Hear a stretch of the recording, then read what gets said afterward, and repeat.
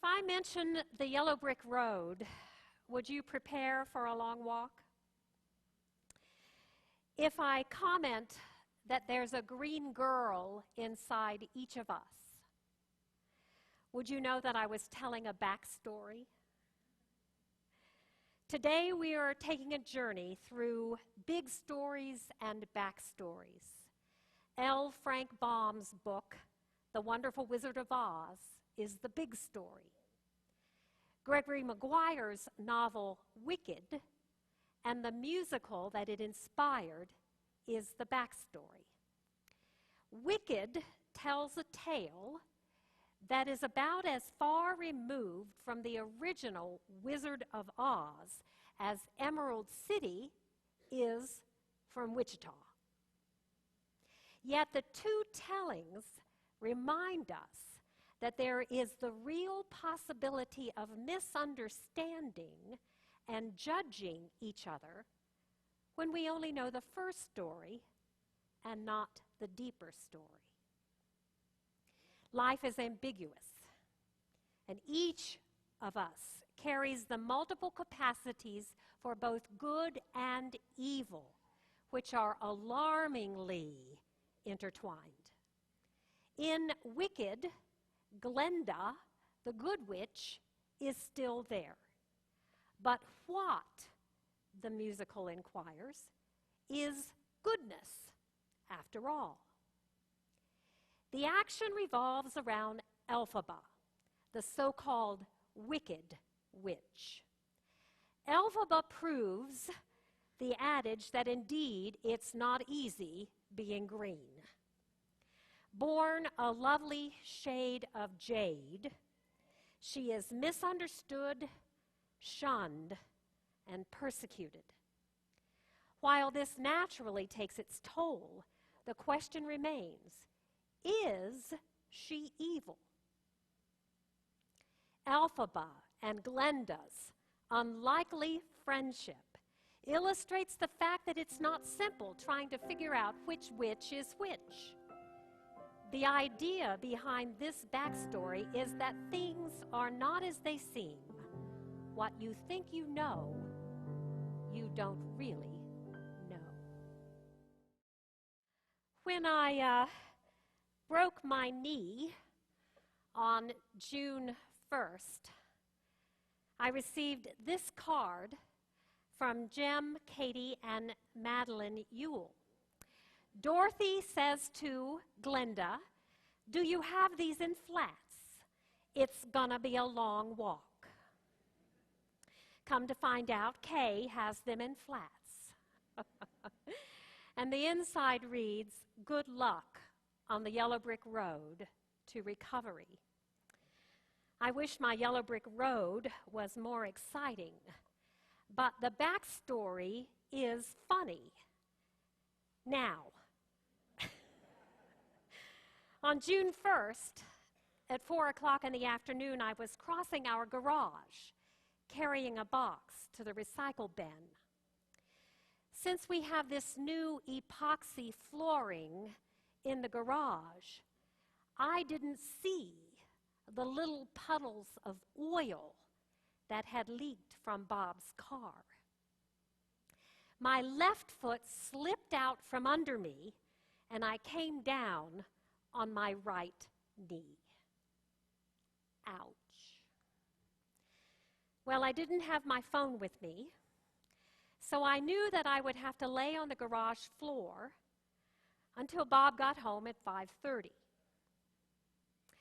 After about 30 minutes, I realized that when Bob drove up our inclined driveway and opened the garage door, he wouldn't be able to see me. And he would run over me. So I pulled myself by the elbows over to the steps, getting out of the way. When Bob opened the garage door at 5:30, he saw the box in the middle of the floor and me sitting on the steps. So he rolled down the window to the car, stuck his head out of the window and said, "Move the box." I said, I can't. And he said, why? And I said, because I've fallen and I can't get up. Oh, me. It's been a journey. But yellow brick roads invite companions along the way. And through my healing, I have been so grateful for Bob and the companionship of his care. I am also grateful to you, St. Luke's, for your attention as well. What you think and what you do is important to me. When someone says, I don't care what anyone else thinks, I'm going to do it anyway, I find it hard to believe. I can appreciate the assertion of independence. I can appreciate the desire to pursue one's own heart and mind, but I find it hard to believe when someone asserts, I don't care what anyone else says. Because we do. I think we all do. We care what others think and what others say. It is a fundamental social instinct to desire the favorable word and thought and feeling of other people. Some of us want it too much sometimes and pay too high a price for it, sacrificing faith, abandoning conscience, losing sight of one's own knowledge of right and wrong in order to get the vote, to get the job, to win the prize, to get the date, to move to another circle of friends. But even though it is exaggerated in some, it is in all of us, the desire for the approval of others. I care about what people think. In fact, the reason being misunderstood is so painful is that it carries with it the idea of disapproval. A 67-year-old man is married to a woman who is 69. They have no children, enjoying retirement, going places, doing things, having friends over to the home, a very pleasant time. And then the front edges of Alzheimer's comes upon her, and you can see it moving through her mind. He takes care of her. And then, rather suddenly, he puts her in a care center. But he goes every afternoon and sits with her and talks with her for about, I would say 3 weeks. And then he doesn't go anymore.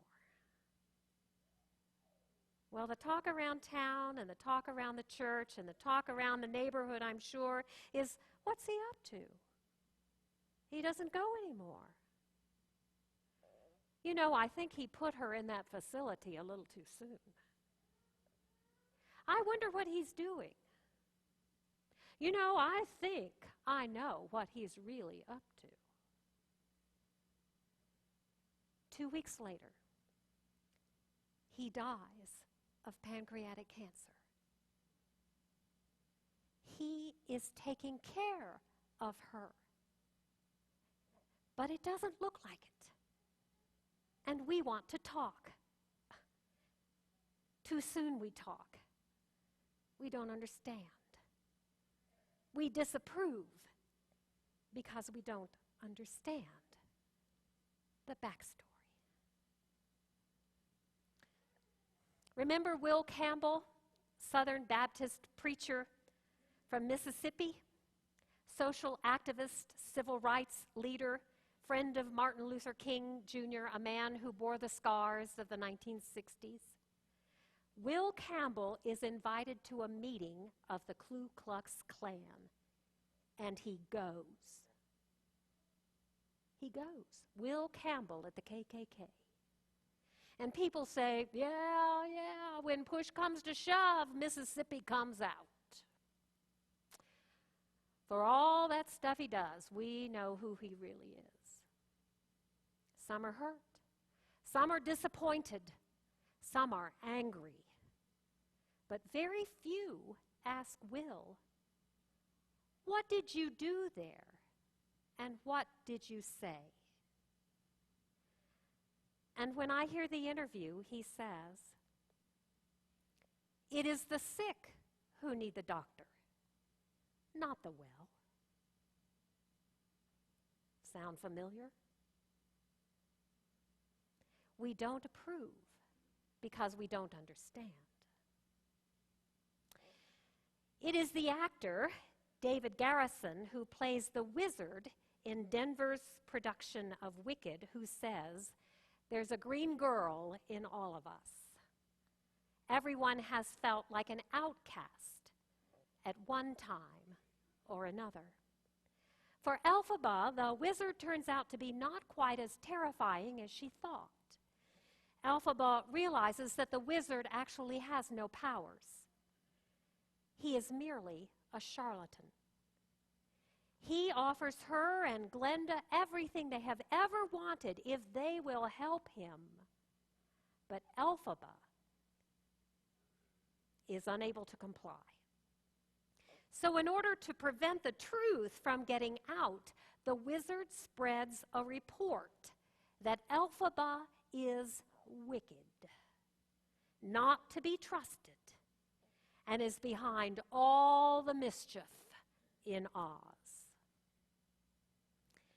This persecution only reaffirms Elphaba's belief that she must not let anyone hold her down, and so she defies gravity and flies.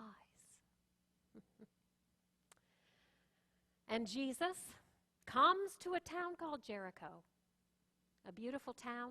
Some of you have been there. A large crowd of people, the common people, the people of the land, the peasants, listen to him in great numbers and swarm around him wherever he goes. But Jesus chooses to go to supper at the home of Zacchaeus, a wealthy man, richest man in town, biggest house in town, highest hill in town, only patio in town. Jesus goes home with him for supper, and Luke says the people grumble and criticize. What's the matter? My house too small? Isn't he one of us? Doesn't he love the poor people? We have all these other houses, but no, he goes up there. Sure, in my house it's bread and milk, but caviar on the hill. The prophet from Nazareth has to go up, upward mobility. Just like the rest. Mark him off. But in Zacchaeus' house is a conversation that ends this way. Zacchaeus says to Jesus, if I have ever taken unfair advantage of anyone, I will restore the loss 4 times over. And 1/2 of all I have, I give to the poor. We don't know. We have to talk too soon. And Ryan reads to us this brief word from the Apostle Paul. In his letter to the church at Rome, Paul tells the story about being misunderstood. He feels judged, and he wants his readers to know the backstory about his relationship to both the Jewish people and to Jesus Christ. Paul, in the year 35-36, is converted to Christianity. He is a Jewish man, well-educated, well-trained, and of good family. He becomes Christian, totally, completely immersed in the gospel of Jesus Christ. He says, this man is God's Messiah. He puts his life into it. He is itinerant in his ministry. Through Syria he goes, across Turkey he goes, over to Greece he goes. He writes to Rome and says, I'm coming to Rome, and I tell you people, I want you to give me some money because I want to go on to Spain. He lives on tiptoe.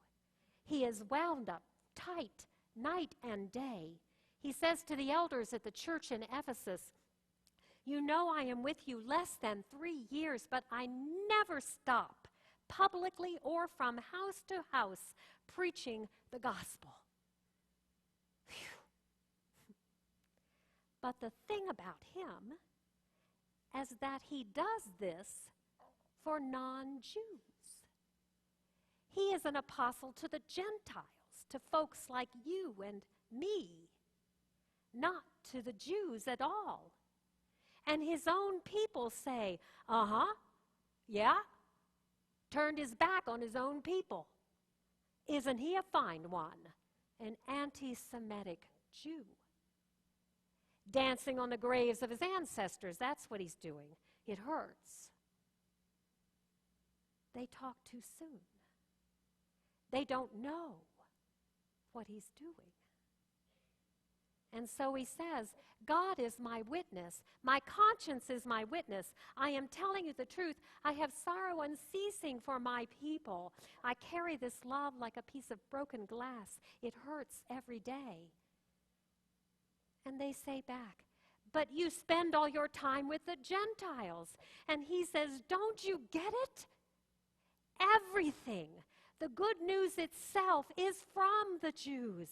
The promises, the covenant, everything. Even Christ comes from the Jews. They are believing what is really ours. And so he says God's mercy to the Gentile is inextricably bound to God's love for his chosen people, the Jews. Their unbelief has opened the door to the world, making this gift possible for all people. We are as one, grafted together. Such is the mystery of grace. Oh, we didn't know what you were doing.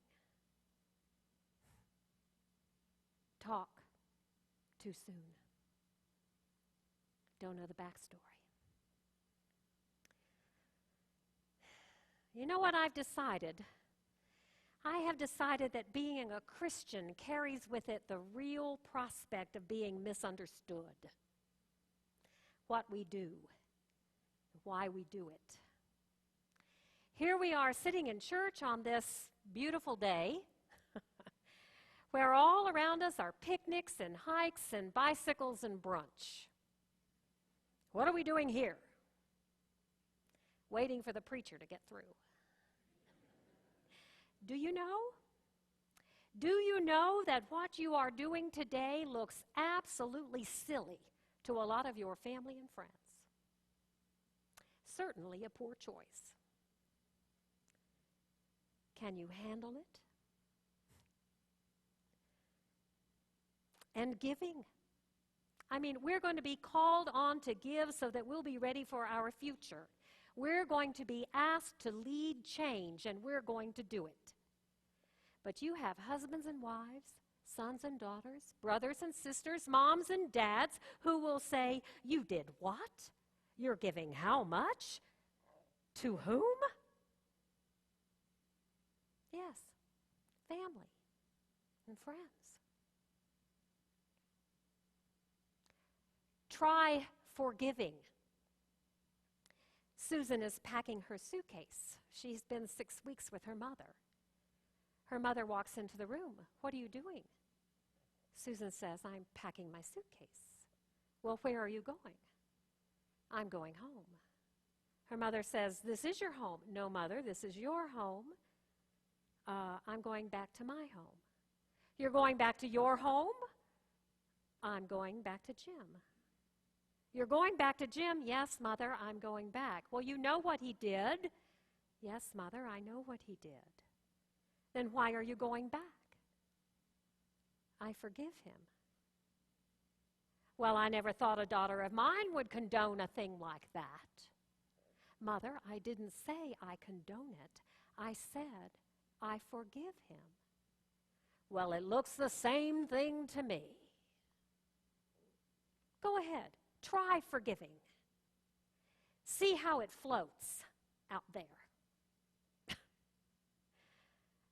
W.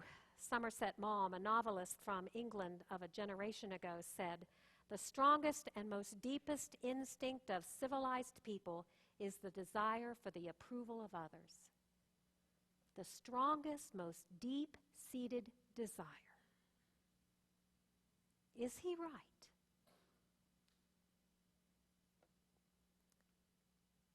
I don't think so. Because I know some of you. And I know that you put something else first. You hear another voice. You're on a different journey. You feel another allegiance. You have another claim on your life. You have been changed for good. Is that true? Am I speaking the truth?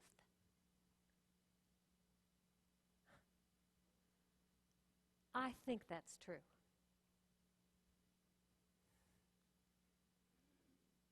I know it is. Amen.